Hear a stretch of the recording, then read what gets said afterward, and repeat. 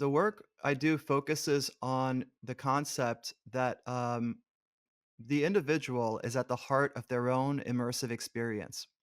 It leads to this concept that you, as an individual, are the master of your own universe, truly, because you're processing all this data, you're processing this entire world, this entire life existence experience. And so inherently, your voice matters, and your voice is a leading voice.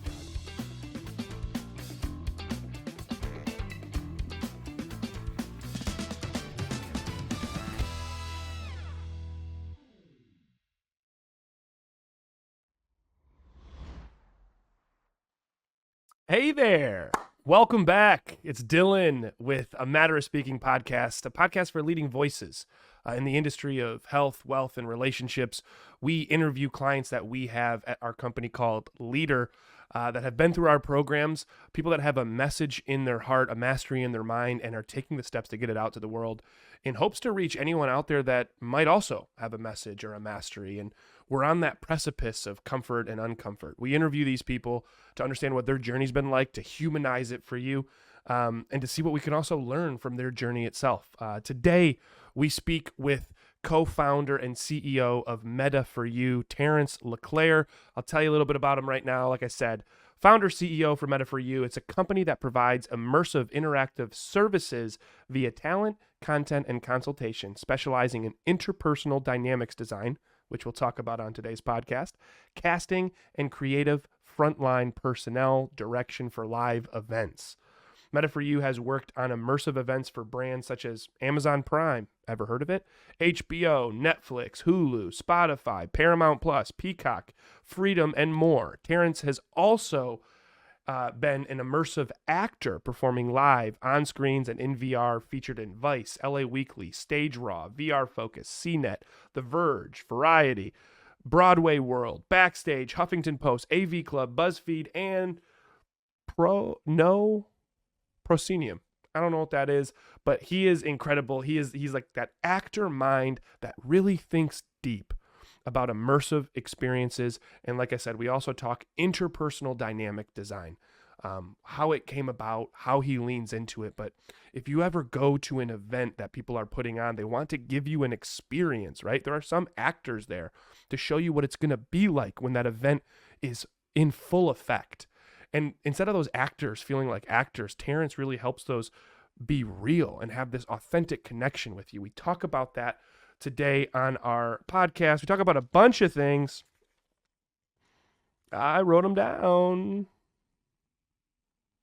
Talk about being a leading voice, being the heart of our own immersive experience, the importance of being a beacon for other people to step into, knowing that like when it all comes down to it, we're playing a role. We came here to Earth to play a role, and just going one layer deeper, meta, is understanding ourselves further because we're starting to shine parts of ourselves that we covered up for years, right? He talks about how do we start to get outside that comfort zone, how we need to view thoughts, how we need to view emotions.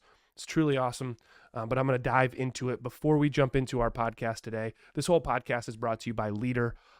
LEADR has spent the last 8 years crafting frameworks and teachings to help you get your authentic message out to the world. They have now helped a little over, I think 750 people land TEDx talks, and thousands more people speak on international and national platforms, both in person and virtually.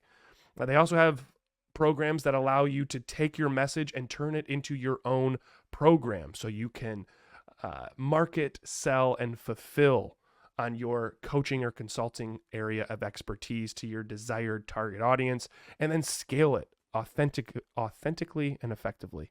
If you're into that, if you have a message that you're looking to get out either on stage or in your own program, click the links in the bio below. You can watch a free webinar from Taylor. He is much cooler than me. As you can see, I ramble. He doesn't. He's very succinct. Awesome guy. Watch that webinar for free. And while you're down there, if you like this stuff, make sure you're liking and subscribing to our content. It's how we grow our message because we want everybody's voice to be heard. Speaking of voices to be heard, let's pass it over to Terence and myself. What's up, everybody? Welcome back to Matter of Speaking, a podcast for leading voices in the industries of health, wealth, and relationships. I'm your host, Dylan. Today, we're speaking in the arena of relationships, of immersive experiences, of interpersonal dynamics design, which we're going to learn what the hell that means in a second here. But I am joined by Terence Leclere, who is the founder and CEO of Metaforyou. Terence, thanks for being What's on the up? podcast, man. Absolutely. Thanks, Dylan. Grateful to Not be a here. Hey, grateful to have you. We're going to get through this. We've tried now once, twice with some issues. This one's going to be perfect, though. I know it is. Tech Um, difficulties. Yeah. we're going to dive right into the deep end, man. People are on this podcast because they have a message they want to get out, and Mhm. we're going to talk about interpersonal dynamics design. We're going to talk about immersive experiences that you love. It's your mastery. But to start, you're a voice. You're a leading voice in your industry to want to talk about this. For you, what does it mean to be a leading voice? Yeah, yeah. Thanks for that. It's quite it's been quite the journey because it's to be a leading voice in anything. Um, well, I'll say this, the work I do focuses on the concept that the individual is at the heart of their own immersive experience. So, and that comes from just years of studying meditation and also being an actor, studying performance and everything. It leads to this concept that you, as an individual, are the master of your own universe, truly, Mm, because you're mm, processing all this data, you're processing this entire world, this entire life existence experience. And so inherently, your voice matters, and your voice is a leading voice. mhm. um, However, I understand the question, the concept of just, speaking in order to provide, like, a beacon for people to kinda like, "Hey, this exists, this happens, this is a thing." Um, that is, that's been a journey because, I talk about in my TEDx talk how when I was young, just this concept of acting and, getting attention and sharing, uh, just a message felt like that's the direction I wanted to go in. But then discovering that really what it was about acting was, learning how to exist and learning how to be. And so, and I'm getting to the answer to your question. I'm here to Um, listen, man. what it means to me is the journey to kind of come forward and put yourself out there, really, and just share openly ideas, concepts, is something that requires a amount of courage. And I'm speaking from just the difficulties that I, had when learning to put myself out there. Because it's ironic, I wanted to be an actor, but, you probably heard this before, as an actor, sometimes you feel like you can hide behind a role, and even Mhm. when I was playing music, I felt like I could hide behind songs or behind playing instruments, like, there was always, like, a barrier. Um, but as a to be, as you said, a leading voice, um, first of all, you have to trust that what you say is of value, uh, to people, and then also, uh, really believe in that, like, enough that, uh, sharing that message becomes more important than any fears, or shyness or just all these things. There's an acting teacher I had who, a long time ago, who had this quote where she said, "My fear goes away when I put my attention on the other person." And that's a Mhm. good maxim for acting.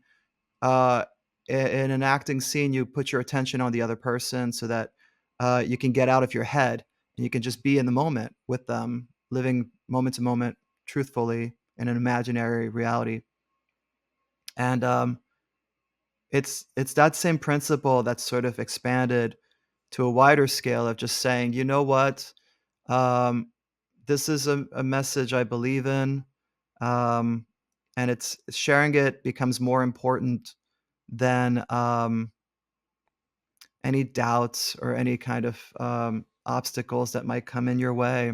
And I so mean, you kind of hit it when you said courage. I think I'm getting what you're saying when you're saying like when you're providing music or when you're an actor. It's almost this barrier between you and the. It's like, hey, you're not looking at fully me. You're looking at this character I'm playing. You're looking at this piece of mhm, creativity or music that I'm sharing with you. It's not fully me. There's something between us, and the courage to then step in front of that barrier to say, hey, here's the message that I have to give. But the commonality in both areas is when you're thinking of the person you're trying to reach, it makes it easier. It takes you out of your head because it's scary as hell to say this is what I believe in. It's like it's utter vulnerability to yeah, this is my message. Now, it leads to my next question, which is your message. And I am curious, interpersonal dynamics design. yeah, There are people that heard my intro of you and they're like, what the hell is that? yeah. Let's start with it, right? Interpersonal dynamics design, just from the top, and we'll go more into it in this podcast. What is it for like the common man, the common woman, i.e., myself? Yeah, absolutely. So the simplest way to put it is basically for an event or hospitality setting or any kind of situation like that, you might have a art designer, a sound designer, a set designer, Mm-hmm. room design, Mm-hmm. and so what we do is the people design, meaning like the people interaction design. So the interpersonal dynamics, it's interpersonal because it has to do with that space that is human to human, which is it feels very sci-fi to focus on that, but here we are, that we're in the age Black of Mirror is playing in my background, you know man. what It's I'm saying? wild. It's Yeah. it's it's AI is here fully, which is so funny because a friend of mine was giving a talk about talking about AI taking care of just a lot of certain functions so that now we can focus on EI, which is emotional intelligence. And then Mm-hmm. I want to add HI, human intelligence, in the sense of just how AI can reveal our humanity by what AI inherently presents itself not to be, if that makes sense. So, like the Mm-hmm. negative space of just what AI cannot do, maybe those are the things that humans can. And so, well, here we are. So, human to human interactions, right? Where in person, even us talking, through this Mm-hmm. screen and with the Wi-Fi cutting out and all that stuff, like, there's still this sense, this energy, we don't really understand, it brings up ideas of tesseracts and whatnot of just like, what is this communication that's happening between us? Mm-hmm. It's still a mystery, in many aspects. We're still kind of trying to figure out what happens when people get together and share ideas. And it's a concept that's as old as time. I mean, before there was written language, we'd get together in person and just commune. And one person had information or knowledge and wanted to share it to someone else, and they would find whatever way they could to communicate it. Mm-hmm. Um, and so that's the interpersonal. That's where that word comes from, interpersonal. Mm-hmm. Dynamics, because it's an active space. I think a big trap with a lot of, designing interactions at live events is that you'll kind of script it out like it's a film or a TV show or play, and that's a very it's not dynamic necessarily in the sense that it's very immobile. You have the set script, you're going to deliver that script, come what may, right? Mm-hmm. But truly, like, other than getting the idea across, and so I'm still talking and you're listening, there is this sense of at any moment you could pop up and be like, oh, and this, and then that adds to the dynamic of us interacting, Mm-hmm. which is what creates that living space. Like me interrupting you right now. And if I were to just Absolutely. talk and now you have to react to it, I was I had waiting for nothing that. else to say there, but that makes it dynamic rather than just, okay, and you're done with your monologue. We're Yeah. now having this more dynamic interpersonal experience. And it sounds like, correct me if I'm wrong, people that are wanting to put together an event and say, this is what this will be like when it's off and running. I think of like soft openings, Mhm. right? It's easy to go to that, but I can imagine when you go to it, there's like this awkwardness of like, what is this actually? This is what's going to happen now in the soft opening, but what's it actually going to look like day by day? Mhm. So then someone goes, well, I'll make sure I have a speech to tell everybody what this is going to be like. So then we go and we look at it and we're like, well, this isn't fucking real either. You're just giving me a speech. What you do is say, hey, just like we want everything to look proper and look right, let's make sure someone will know what this truly feels like Mhm. from a human standpoint Mhm. 6 months from now. Is Mhm. am I getting that? Yeah, that's absolutely right on, and I mean, it's funny because, like, experientially, we just did the example of, like, it's about creating that space to, have the people feel acknowledged, welcome, seen, heard, Mm-hmm. present, really. It's permission for presence and play. Yeah. Uh, and so it's because that's where the true, like, sharing of ideas and stuff comes through, and that's something what you just said was something I hadn't thought of in terms of just, you know, creating, like you said, writing something, and it'll be, 6 months from now, and Mm-hmm. it's just kind of like, um, yeah, it's absolutely solving those solutions because to that point, somebody who, you're writing that speech by yourself, and that's something I struggled with too, with songs or with, like, Mm-hmm. performances, poems, and things like that, is I'd be by myself, like, writing something, and then I'd be in public giving that performance, and I'd be like, "Ooh, this is really emo right now. This is really Yeah, sad." and then there's this tension where You it's like know? this made sense when it was just me Yeah. in a room, just like someone. It's almost like you talk about acting. It's it's like because interpersonal means you're bringing persons to this experience that people are having, right? You're bringing people that are saying like, "Hey," but you also want those people not to just say, "Hey, here's my monologue," or "Here's the words they gave me to say for this." It's they have a true connection with each other. It almost sounds like a good director that can have a bunch of actors on scene and on a cast truly like mesh and meld. We've all seen those movies where you're like, "Oh, these people love working with each other," Mhm. versus she's here to play this role. He's here to play this role. And it's almost like you can tell as you're watching it instead of really feeling like you're a part of it. Yeah. That's so true. It's funny to that, point, like, so my company, Metaforyou, started in the industry by being known to have this huge network of immersive performers, which are people that perform, like, they can world build with each other, with an audience member, meaning, like, create these interactions, these memorable moments. And so, having people with those interpersonal skills, Mm-hmm. um, that also have a background, the acting background comes not so much in the performance of it, but more in the understanding of how a character and a world is built, right? Mm-hmm. So kind of like how a character might make decisions or how, like, you would react in a certain environment.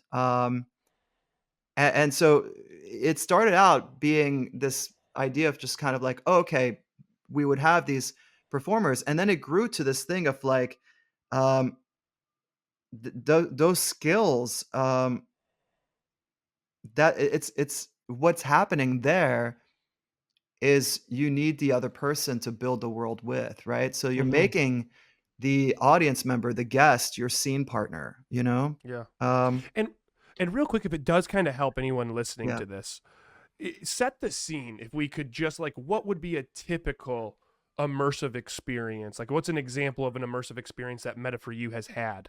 Oh, sure, sure, yeah. So, a good one is we've been, honored and grateful to work with some amazing clients on, some big activations at Comic-Con, in San Diego, which is, like, the big Comic-Con, that Sold. happens. Yeah, sold, yeah.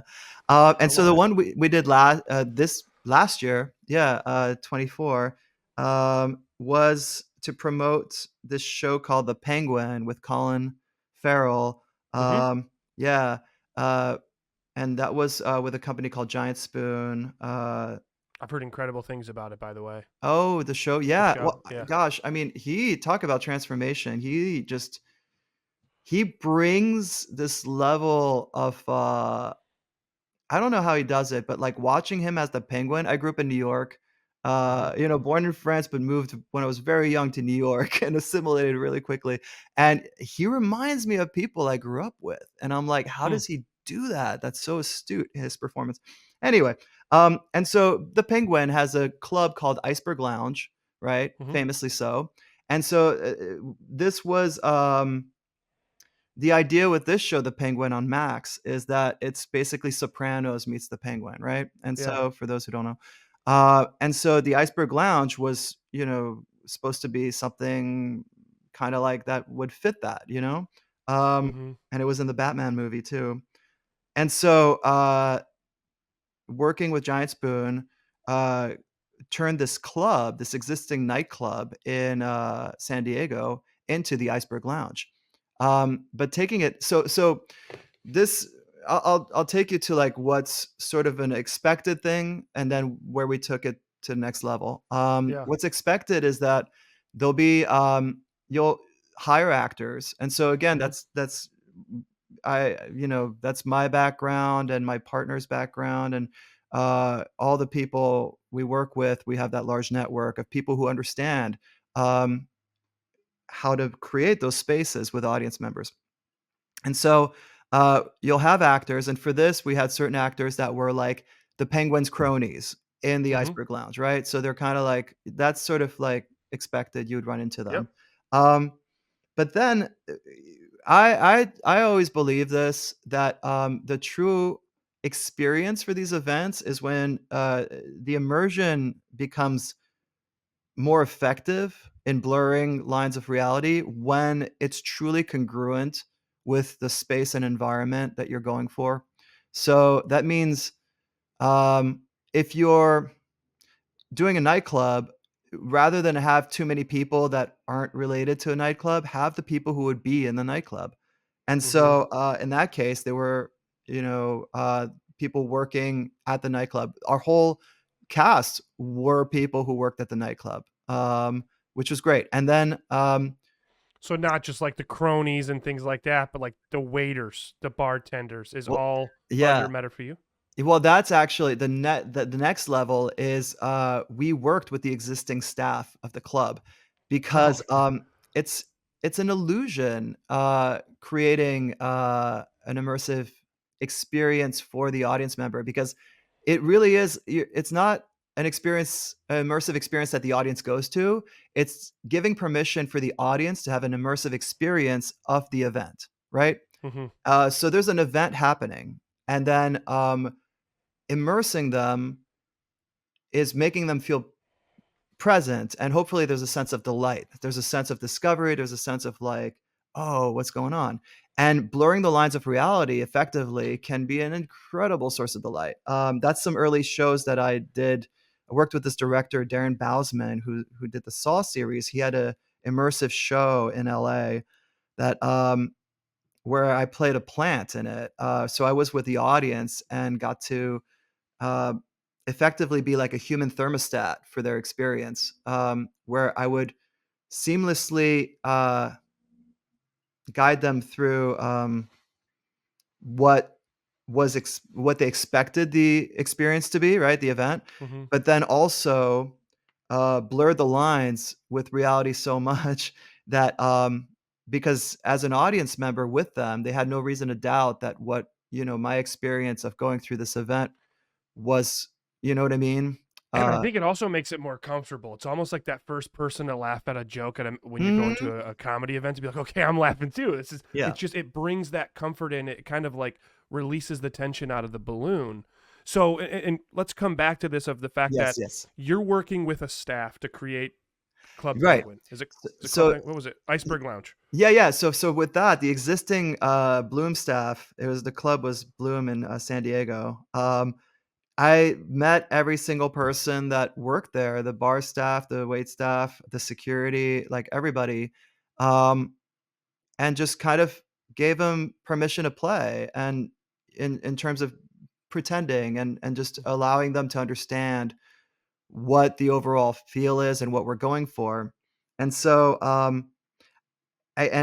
rather than, you know, um, exclude anyone, it's all about including everyone in on, like, the magic trick, and then all of a Mhm. sudden, everybody's working with each other, everybody knows each other. As an audience member, you go in there, and you don't know, you're kind of like, "Wow, like every single person here's an actor, every single person is in on it, is the feel of it, you know? Yeah, we said it before. It's like, well, I'm actually in this show or I'm in this video game. Mhm. I guess the other question I was going to have is not only are you bringing your staff, Mhm. you're then coaching up that staff, that like the bartenders, the waiters, and all that. Yeah. And then you're also contributing because you said it's at Comic Con. Are you like contributing for people that are coming into this place from Comic Con? Yeah, that's the whole idea. So there's, So you have people coming dressed like their favorite anime character, and all of a oh, sudden they're in that's the Iceberg Lounge. well, yeah, actually, that's really fun because, with Comic-Con, and especially, like I said earlier about creating space for guests to feel seen, heard, validated, acknowledged, like, people who show up as Batman, to the Iceberg Lounge, you're gonna talk about them, but also it's understanding the story. So, for instance, in the movie, Batman goes into the Iceberg Lounge and beats everybody up, and then, Hmm. to talk to the Penguin, to figure out what's up. Um, so understanding that story-wise to all the people who work there, when they see Batman, um, it's funny because it's also kind of like it's gauging the kinda how much the person wants to play, Hmm. who's dressed. Like, if the person is, like, cosplaying as Batman and they really want to be seen as Batman, then maybe the staff could say something like, "Hey, no trouble this time, okay?" Hmm. "We don't want any problems." But if Yeah. it's somebody who's just wearing a costume, then the staff could relate to them. Again, it's building rapport, relate to them and be like, "You know, the real Batman came in here, he messed things up, I'd be careful Yeah. coming in here wearing that costume. It looks good on you though," Um, Yeah. 'cause So it you it really feel like you're a part of it. I'm on the outsider. I have nothing to do. I'm going to Comic Con. I have nothing to do with Iceberg Lounge. And I come in and I really feel like I'm a part of it. Because now this kind of leads me to my next question because you've talked that how you feel all of this can relate to like true, authentic connections. yeah. How do you feel that? Because it's like, uh, I'm coming in as a character, right? Mhm. They're playing characters. Where do you see the authentic connection coming into all this? It's, um it's a great question because, it's something that I discovered years ago. So I would do these I perform in these murder mystery shows, and Hmm. when you do that, you gotta cold approach people, you kinda got to go up to them and just be like, "Hey, I'm so and so. This is, like, the so and so whatever place, and this Hmm. happened." Um, and that proved, and I was really shy, again, going back to what we were saying earlier, like, surprisingly shy for an actor, like, it just kinda, "What's up with that? Why'd you choose this line of work?" kinda shy. Hmm. And it just what I learned that always worked is meeting the people where they are. Um, and then, like, studied at Second City. Second City's got a saying where it's like, "Wear your character lightly like a hat," you know? Hmm. Um, in the sense of just and what that communicated to me, it could mean many different things, but what it communicated to me was, "You are you, whatever you are," like, you're Dylan, I'm Terrence, but what if there's an actor that's playing each of us, and like we know each other from backstage and we're like, "Oh, how about this time you be Dylan, I'll be Terrence, and we'll be on a podcast together," Yeah. It started opening up all these concepts, because of my background in meditation and all that stuff. Like I went there with it, Hmm. as opposed to just I got super meta with it, Hmm. and that's where the name of the For company came you. from. Damn it. See, I For have it. everybody, exactly, because that's effectively the service being provided is getting self-referential and big picture about, like, what's really happening here, and no matter what the characters are, what the situation is, what anything is, it's about that authentic connection. It's always Yeah. about that whole, like, we're humans playing pretend. How fun, how weird, how silly, how cool, Yeah. Um It is really meta because we're here. What I think I hear you saying is like meta because at a soul level, we're all here to be like, I'll be playing the role of Dylan. So we're already doing it. Now we're just going one more level in of now I'm playing the role of Lyrian. And we're in a D and Yeah. d crew. It's like I feel like I've got to know some of my D&D partners on a deeper level from playing a different character because it like takes all these weird rigid um, archetypes that someone would think when they come Mm. into speaking with me. This goes a level deeper because you also say that one of the biggest takeaways for you when creating these immersive experiences can go on in your typical life, which is the fact of you are enough. Yes. So not only are these people connecting authentically because they're stripping their garb of who society has said they Yeah. are Permission forever. to play. Yeah. What do you mean when you say you're enough then? When you go a level deeper? What is it that people take away, and how do you think they bring that into their lives? Well, it's at the heart of everything. Studied a lot of self-help and wellness over my years, and Mhm. just my mom's a healer too, and so grew up with that basically. Um, and that concept of being enough is really what's at the heart of everyone's needs to understand that they are enough is incredibly profound Mm. because it gets into the kind of consciousness of like Um, you are doing exactly what you're meant to be doing right now. Everything is unfolding exactly as it's meant to.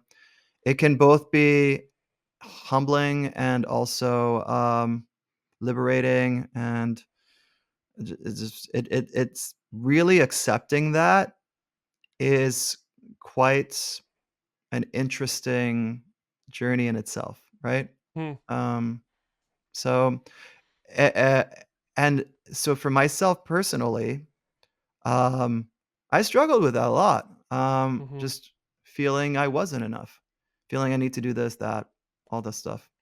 Um, especially being in industries like performance, um, where it's kind of hilarious how antiquated certain processes are, like casting and everything, and just like it's. Oh, I don't know if you can hear that. That's cat feeder. No, okay. Um, so like the casting process of just, oh, there's like 10 people who look just like you, who can do exactly what you do and all that. To me, I'm almost happy that AI is becoming more powerful because AI is almost killing that thing of like, let's get this perfect, right? Hmm. Fine, we'll get it perfect. AI, get on it. I've always been more interested in let's get you, right? Hmm. Like, your experience, what is that? You know, Yeah. what is the thing that's happening? And so what interpersonal dynamics design does is create that space of just like, here we are, you know, um, and just allowing permission for that. um, which hopefully resonates on a deeper level for individuals where, yeah, they're Iceberg Lounge wearing a Batman costume, and I had a fun moment connecting with this. I think they were an actor. I don't know. Like they were playing with me and I felt seen and heard because I worked really hard on this Batman costume. And now I'm like, have this great memory and stuff like that. All that stuff, ideally, on a greater life level, that creating those moments of connection authentically communicates to the individual, you did it right. You are enough. You enjoyed the lifelong immersive experience that you're in correctly. Um, because regardless of what your goals are, and you should have goals and you should achieve them, um, the process is what's forgotten. And just the being in the moment of everything is okay now.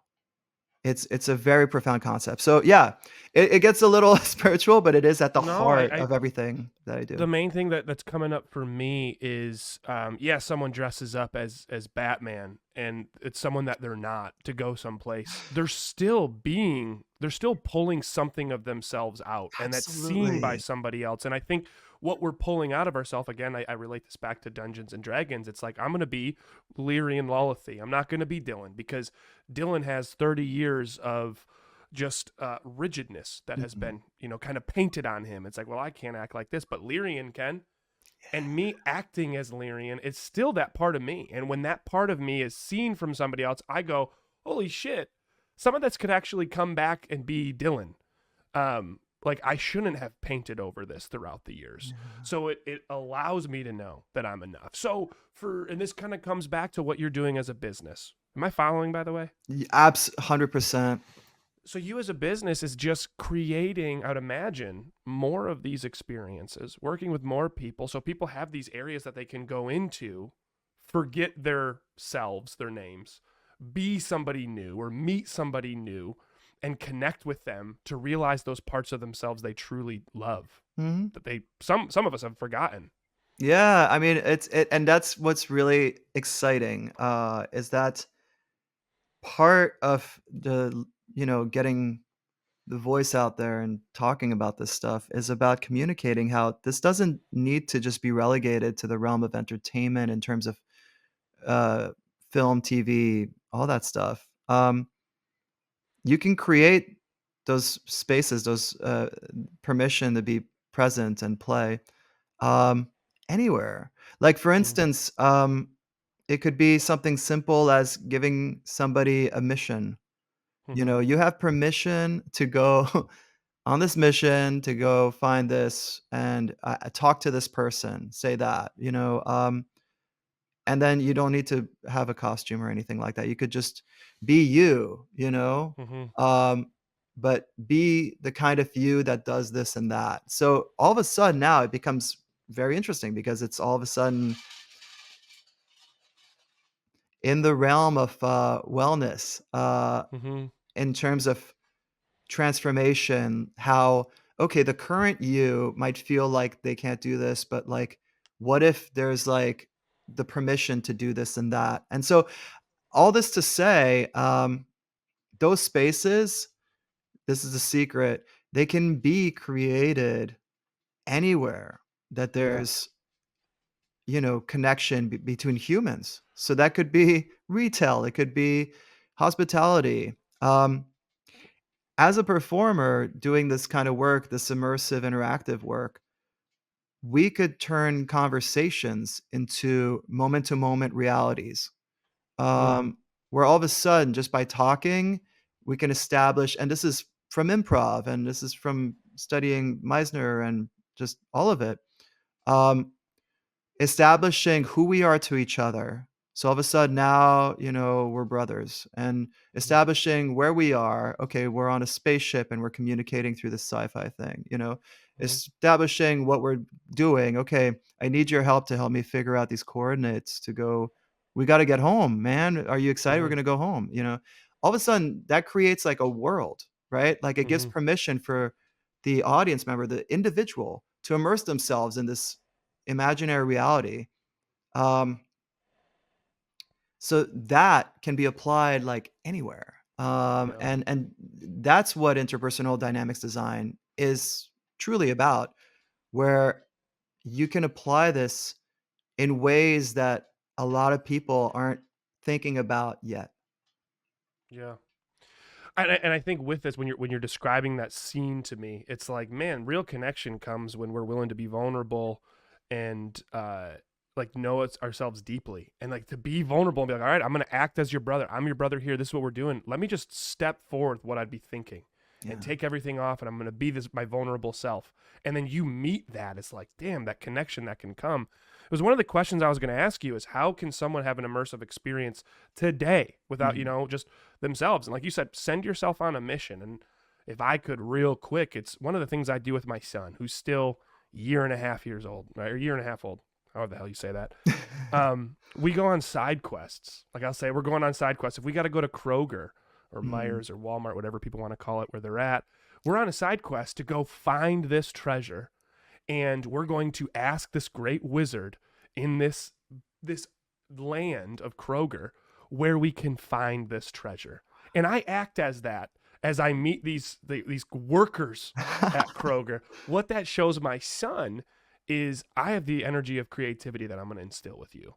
So it's more about being bold and Yeah. courageous enough to say, no, I am going to step into this, because if I can step into this, there's a part of me that's here. Now, all of that to say, and also looking at time, I love this conversation. There's a lot to it. So if you're following this, you're watching this on YouTube, sit with it, right? Feel free to ask questions in the comments below. And if you like it, make sure you click like and share. But I want to get into what I call the uncomfort zone of this, right? Yeah. Like, because that is uncomfortable. Like, I feel like I have had Hmm. practice to be like, yeah, I'm going to go on a side quest and I'm going to talk to a wizard and I'm going to tell a guy that works at Kroger, you're the wizard, you're helping us find this treasure. That's what you're Do doing do they with light when up, you, by the way, when you do that? yeah. Well, the Uh, two times I've done it now, I haven't had a lot because he's just getting to the point where he can walk around in Kroger. But yeah, they light up. okay. But it's also tough for someone to step into it. And Mhm. not only are you stepping into this as an actor, you're helping other people step into it, which is like a new layer of uncomfort. Mhm. Why, for you, for Mhm. anyone listening, they're like, maybe this random person on this podcast could help me. Why do you decide to consistently get outside your comfort zone, to Mm. create these immersive experiences, to create this interpersonal dynamic design for people? Why is that so? Why is that greater than the level of uncomfort? It's that, connection that happens between people. Um, it's there's no other force on earth Mm-hmm. about, than connecting with other people. That's just what comes through right now. But Yeah, I love that. you And know if what you I saw me look mean? down, and if you see me look down, I'm taking notes. That's so Okay, kind, yeah. ego hat off for both of us. Because there's a Yeah. lot of people that don't get outside their comfort zone. We've all heard the horror Yeah, stories of yeah. people that just don't get out. They don't try the things. They unfortunately die with regret as the fear, right? Oh. Why do you feel most people, or why do you feel people out there don't get outside their comfort zone to pursue what Yeah. they care about? Well, it's very understandable. It's fear of transformation, fear of change. Mm-hmm. These are very scary things. Our identity, or what we understand to be our identity, is kind of all we have going for us in terms of understanding what life and death mean. What I mean by this is like, yeah, there's like physical body, there's sensations, there's all this stuff. But the concept of just like, oh, I've done this and I'm this person and I'm here and this is like all this data that gets put into this thing of just like, I'm Terrence, okay. That starts unraveling. It's like, oh, where's Terrence going? And if Terrence goes away, where am I? There's no avatar anymore. There's, Mm-hmm. like, what happens? I don't know what happens. And I mean, saying it this way hopefully brings lightness and makes it silly. But it's incredibly heavy and incredibly scary uh, when not, put into words like this and not addressed like this. It hits pangs. I remember like meditating. I would do this mantra meditation. It's essentially TM. That's a whole other story. But Mm-hmm. when meditating, I have these senses of just kind of like feeling like, oh, just like, oh, my heart would start racing. And just like I felt like, what's happening? And my teacher would say, well, that's your ego basically letting go of the fact of like Mm-hmm. your concept. You're identifying yourself with someone, something outside of what you thought was you. Mm-hmm. So that's Yeah, like a where it's profound way to do it, but like there's easier ways to do it. But Yeah, that's it's like, but basically, slowly getting uncomfortable. What I'm hearing from you is like, yeah. if I'm uncomfortable, and comfort equals identity, and if I'm getting uncomfortable means Ooh. not identity, which is like you Mhm. say this. It's almost as close as fear of death of what's it going to be. It doesn't have to be the exact same thing, but it's like I'm going to change. I don't know Mhm. if I'm ready for it. So then, And I might not be last able to one. go back, Yeah, you yeah. know? And what if I want to go back? Yeah. So, what would you say? Someone out there that's like looking to get outside their comfort zone that just heard it could be on the same, it could be on the same level of me quantifying death. No, what would you Yes. say to someone to help them get outside their comfort zone? So, yeah, yeah. Trust it. Um, it's really about trusting it, and I'm also saying this to myself right now, Mhm. it's like it's an ongoing process, and it really is the ultimate trust exercise, and the thing that makes it scary is thoughts. Mm. Thoughts come and go, so that's a great thing that meditation teaches you is just to observe thoughts and not necessarily attach to them. So you observe thoughts, you're like, "That's a thought. That's an interesting thought. That's an interesting thought." Learn to say that to yourself. Mhm. Just kind of like not be like you think a thought and you're like, "Oh, no, it's true," Yeah. No, it's just a thought.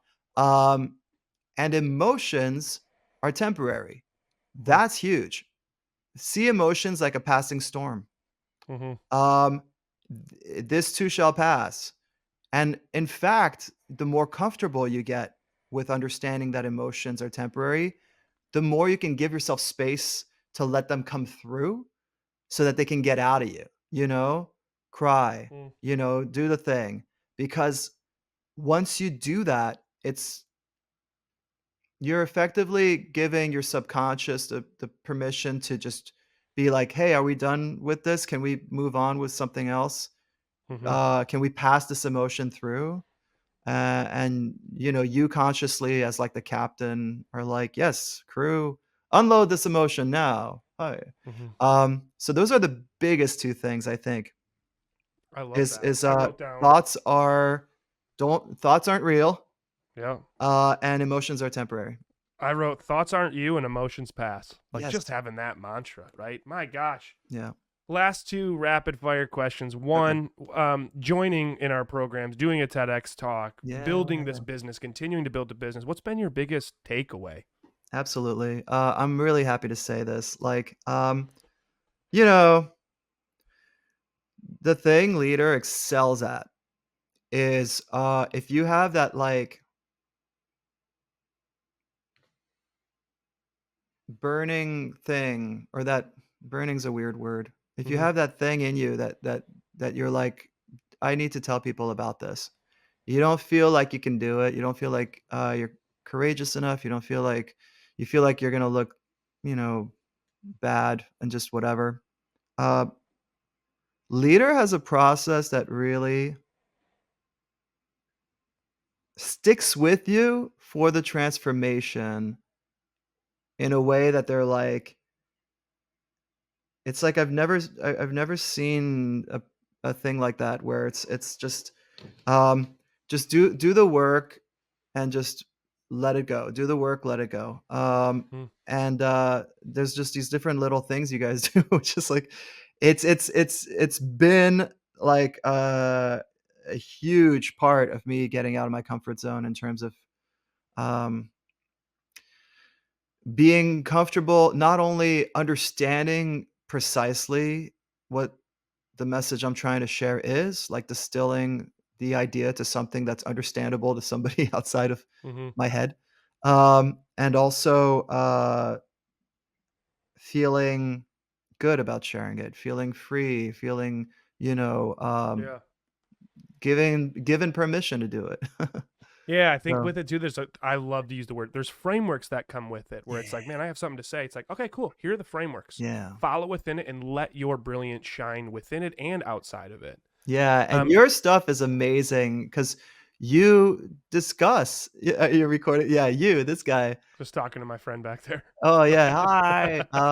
Yeah, just you understand this meeting people where they are, rapport, and that's the beginning of creating a space for transformation. It's not like, "Get in here, you're gonna transform now." It's more like, "How's it going?" Hmm. Just start with that, and then all of a Yeah. sudden, you know? Well, that's really what we've done is that's our immersive experience we're putting you through, It is. right? It is. And that's the last thing. Speaking of immersive experiences, what you do, how can people find you? Like people are like, man, this is interesting. Man, I love this stuff. Man, Yeah. where can people find you at? Sure, I'm on TikTok, Yes, as you should be. as I should be. TL.IRL is the username now. Terence Okay. talking about immersive. Awesome. Metaforyou is the company. You can look up metaforyou.com. Metaforyou is on the socials too. Mhm. Those let's start with that, and maybe if there's a show notes, we can pop some links in there or something. Yeah, I was gonna say for sure I'll put any of these links in the description. And that's it for today. We actually went a bit long as I tend to do, but it's just Oh, so fun yeah, talking to you, man. I know there me was too. areas that were very deep, and if you've been watching, hopefully we were able to come back so you could take a breath, understand some things. I took some notes. Biggest things that I took away, man, being a leading voice. You said, I think it was before we even went on, it's like this compulsion to want to share, and because Mm, we're at the heart of our own immersive experience and we can be a beacon for others to know like what's out there. We talked about creating these immersive experiences for people and this interpersonal dynamics design, because at the end of it we are already playing a role. Well, what if we just went one layer deeper, and through that, that's where we find true connection with people and realize that we're enough. There's pieces of us that we've forgotten along the way that when we can step into these immersive experiences, we can shine light on again. And there's connection, like true connection, when we fully immerse and have someone see that part of us that we've kept hidden for a while. It's like you're starting to see all parts of you. And the thing that gets in the way is tend to be thoughts and emotions. So if you're mm, if you're if you're watching this right now, reminding yourself thoughts aren't real and emotions pass. And if you want to take one clear next step, give yourself a mission or give mm, yourself a side quest to do yeah. this week, and just go have fun and see what comes from it. Um, so much fun. So much I learned here. Terence Leclere, thank you so much for being on this podcast. Thank you, Dylan. You're amazing. Yeah, Everyone out man. there. Yeah. And anyone out there, if you like this stuff, make sure you like, make sure you're subscribing, make sure you leave a comment. If you have questions, we'll make sure we answer them in the comments. And we will see you on the next episode of It's a Matter of Speaking, a podcast for leading voices. Take care. Yay. Ah, so good. Awesome, man.